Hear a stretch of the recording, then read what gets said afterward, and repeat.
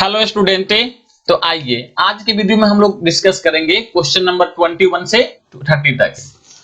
और यह video class 12 के स्टूडेंट के लिए, यानी अगर आप भी क्लास 12 के स्टूडेंट हैं तो यह वीडियो आपके लिए मोस्ट इंपोर्टेंट है। तो चलिए स्टार्ट करते हैं। और हाँ बच्चों, अगर आपने इसके पहले वाले पार्ट को नहीं देखा है तो प्लीज आप उसे भी देख लीजिए।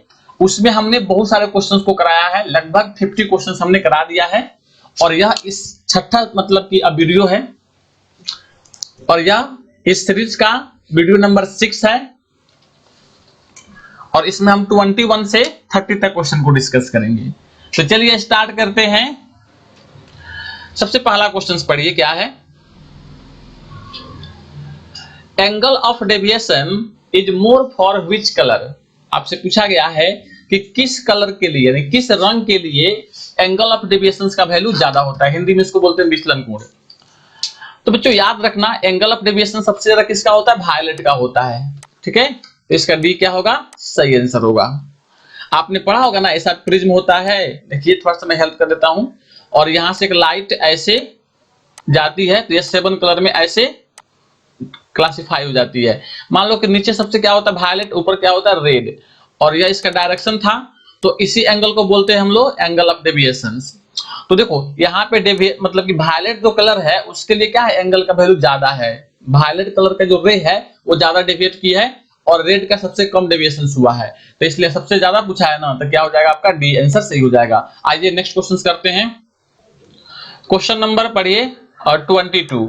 इसमें कह रहा है आपसे कि angle of deviation is less for which colour? विचलन कोण का वैल्यू सबसे कम किसके लिए होता है? तो बच्चों सबसे कम किसके लिए होगा? लाल रंग के लिए, मतलब कि रेड के लिए। तो इसका क्या हो जाएगा? सही आंसर ए हो जाएगा। ओके, चलिए अगला क्वेश्चन करते हैं। क्वेश्चन नंबर 23 पढ़िए। Dispersive power of prism is, यानी प्रिज्म का वर्ण विक्षेपण क्षमता कितना होता है? तो बच्चों याद रखना, प्रिज्म का जो वर्ण विक्षेपण क्षमता होता है, डिस्पर्सिव पावर होता है, वह ऐसे del V minus del R बट्टा डेल Y। देखो डेल V का मतलब होता है angle of deviation for violet colour, angle of deviation for red colour, और डेल Y का मतलब angle of deviation for yellow colour, या इसी को मीन कलर भी बोलते हैं। देखो ऐसा कहां लिखा हुआ है? ऐसा लिखा हुआ है बच्चों ए नंबर में। ठीक है, तो हमारा ए क्या हो जाएगा?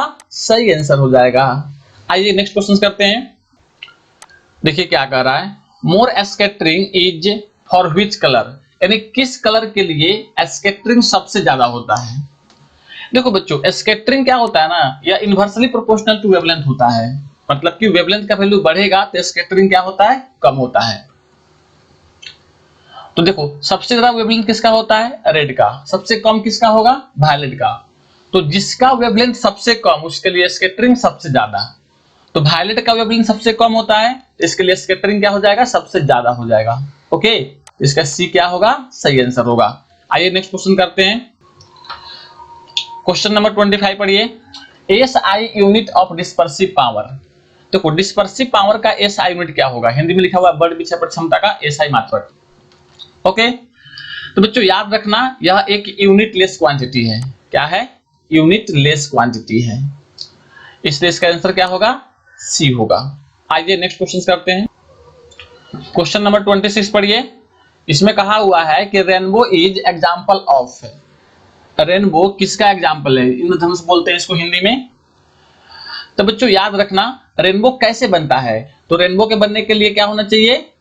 रिफ्रैक्शन होना चाहिए। देखिए यहाँ पर रिफ्लेक्शन लिखा गया है बच्चों, रिफ्रैक्शन है, रिफ्रैक्शन, डिस्पर्शन और इंटरनल रिफ्लेक्शन, तीनों अगर होगा तभी रेनबो का फॉर्मेशन होगा।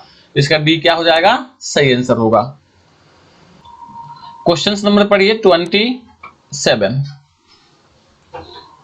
How many times TIR occurs in primary rainbow?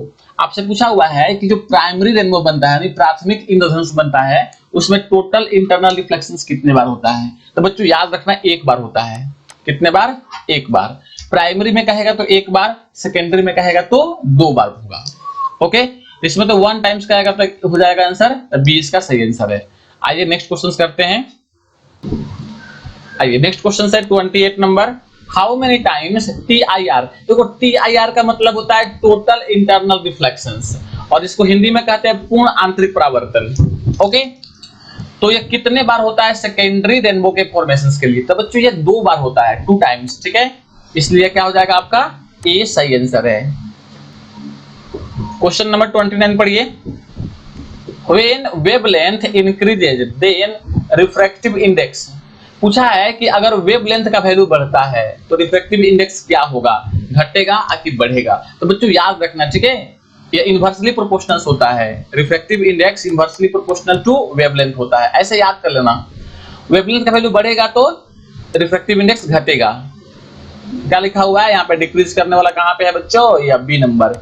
तो बी क्या हो जाएगा आपका सही आंसर। आइए नेक्स्ट क्वेश्चन देखते हैं। और हाँ बच्चों, क्वेश्चन नंबर 30 इस वीडियो का अंतिम क्वेश्चन होगा।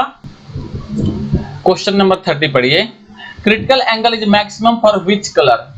कहा गया है कि जो क्रांतिक कोण होता है वह किस रंग के लिए महत्तम होता है? सबसे पहले तो आप याद कर लोगे कि जिस कलर का वेवलेंथ ज्यादा होगा उसका क्रिटिकल एंगल का वैल्यू भी ज्यादा होगा। तो बताओ इस बेसिस पे इसका आंसर क्या होना चाहिए? ए नंबर, क्योंकि रेड कलर का वेवलेंथ क्या होता है? सबसे ज्यादा होता है। और सबसे कम किसका होता है बच्चों? वायलेट का होता है, ठीक है। तो अगर आपसे भी पूछा जाता कि किस कलर के लिए क्रिटिकल एंगल सबसे मिनिमम होगा, तो हम क्या बताएंगे बच्चों? वायलेट के लिए। अब मैक्सिमम किसके लिए होगा? रेड के लिए होगा। तो इसका सही आंसर हो जाएगा ए। और हमें उम्मीद है कि आपको इतना जरूर समझ में आ गया होगा। और हाँ बच्चों, अगर यह वीडियो आपको समझ में आता है तो प्लीज वीडियो को अपने दोस्तों में शेयर करें, लाइक करें, और चैनल पे अगर पहली बार आए हैं तो चैनल को सब्सक्राइब जरूर कर लें।